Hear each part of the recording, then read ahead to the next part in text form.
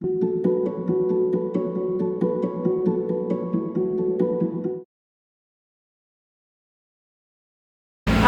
I'm here in the morning and doing something new for the patron supporters. I'm going to show you the things that I'm working on. And these are things that I work on every day, all the time, in different contexts. So I'm just going to show you like how I'm working on some of these things. And a lot of these I got from my private lessons with Legends, and then some stuff that I'm working on from Pinu. But so for a while I've been working on the Duuglas-Ittu knees in the corner. So basically I was learning how to knee in the corner with more of a vertical shin, and then when I saw him the last time he was like less vertical. So I'm making adjustments on that. So his knees are kind of in the corner like this, and he makes you do a million of them. And then we noticed when we went to see Namkabun that he does something similar on his slide knee. So that's different because Duuglas-Ittu you're all up in the corner because he just grabs you and threshers you. Namkabun, he does something that was difficult for me because he goes like really low on the knee rather than really high. So I'm trying to hit at about this level on the same pad. But again, keeping the shin a little bit more vertical than you expect. It's not like a super bent one.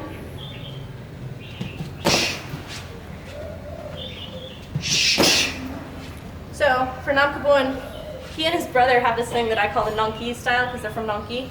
But they do this really beautiful thing like this to like hide what he's doing. So when Namkabun showed me, he goes like this and then he'll like hide a punch in it. I had a hard time with it when I was training with him, but I noticed it looks a lot like bouncing on a tire. So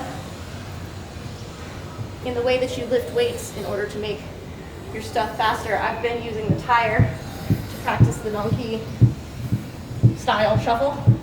So I try to land a little bit more heavy on that front one, like this, because that's what Namkabun looks like. He's not actually heavy on that front. He just looks heavy on the front, so it looks like he's coming in.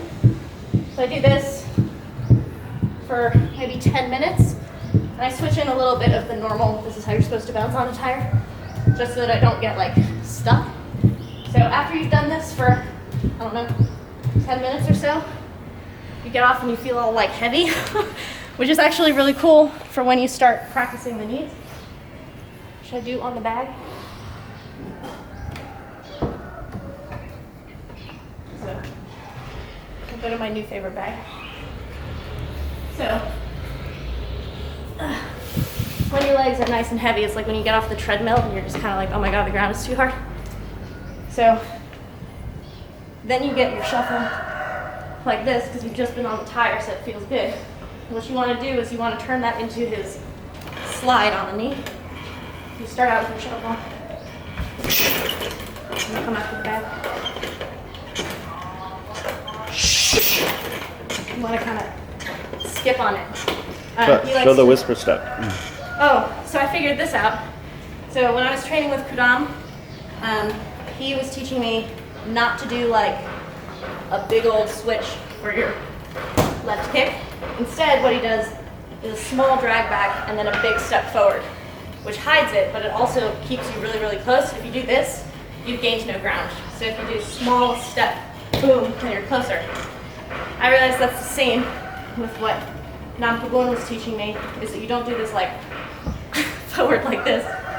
You do a small step forward like that, which is what allows you to water skipper on that leg to make it a slide. So you start here. So I'm working on that. And then something that Karahat and Namkabun talked to me about was not punching like this, all tense. So both of them have this right that just comes kind of right out of the shoulder. So you keep it close to your ribs and you want to come like this. So trying to get that like looseness from the looseness from Karahat, but the fake from Namkabun. So what Namkabun taught me is to fake a kick and then come forward with that, and it covers a lot of distance. So basically you kind of throw the kick, fake the kick, and go. So you don't actually fake the kick, you just move your hip as though you're faking the kick. It's like super, super fake. So kick, fake, boom, boom. So you want to kind of go like this. I realized in my sparring that I punch good in my pad work and on the bag, but then when I get really nervous, like when I'm sparring with K-Ro and he's throwing bombs at me and I just want to clobber him back, I get kind of loose in a bad way and I end up stepping with my right side when I'm trying to throw my right. That sucks, yeah? So I was trying to figure out why I do that because I don't do it in any other situation. And I realized the other day in sparring with K-Ro that if I keep my guard really tight, I won't step with that right. No one's gonna be like, wow, because it feels awful. So if you keep that side tight, you're just gonna come out from that side. So Pete Earn is the one who was telling me about my guard. So I thought about it in a number of ways, and a lot of people, including myself, when we get tired or there's a lot of pressure, we pez dispenser a little bit and our chins just come up. You just start kind of like punching like this. I do it on elbows, which is bad because you're within elbowing range of someone else as well. So I started doing the opposite of that. I was like, what makes me feel protected is leaning in. So instead of throwing an elbow kind of like this where my head could pop up, I almost dive into it and just come in. But so Bjorn taught me to really guard like this. So when I'm throwing my elbows, you have your Dracula guard, long guard, all this stuff, but you're gonna like come into the elbow rather than upright, yeah?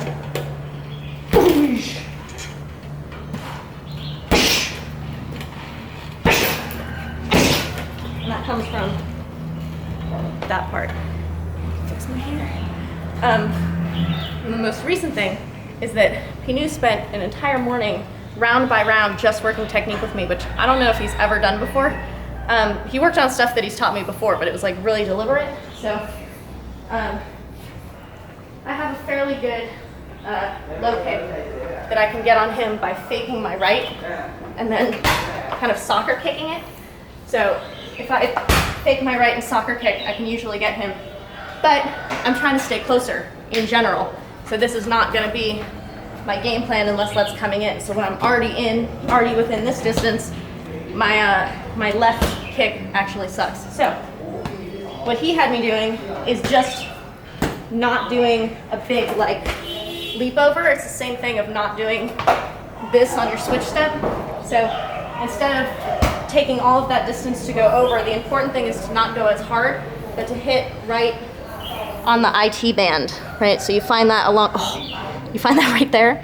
That's where you want to be hitting, and you want it to be kind of a like. So you're just nailing it. It's a little bit like Rambaugh. Rambaugh calls it his jab, but he's hitting in here on the front of someone's lead leg, like that. So I am hitting the back leg because that's what Pinu was teaching me. But you don't want to do like a big step. So it's a very tiny step. You take one step forward and go like that. So, and then Sutsukorn was talking to me about using the left kick in the same way, but he does it mid-level. So it's exactly the same kick. It's identical. It's just one is at the leg and one is at the body. So I practice both.